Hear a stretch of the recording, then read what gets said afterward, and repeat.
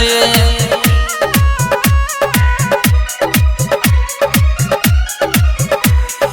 चढ़ेला नाना दारू पियला से, फायदा नइखे तहरा बिना जियला से, फायदा नइखे तहरा बिना जियला से।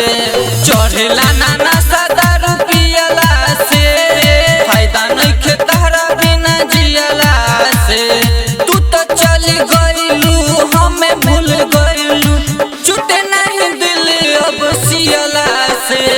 चढ़ेला नाना दारू पियला से, फायदा नइखे तहरा बिना जियला से।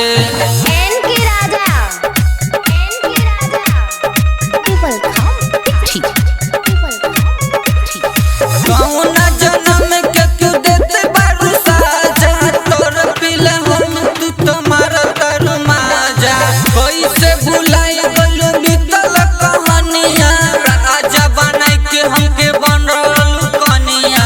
महाजा का मिलल दम दिहला से, चढ़ेला नाना दारू पियला से। चढ़ेला नाना दारू पियला से, चढ़ेला नाना दारू पियला से।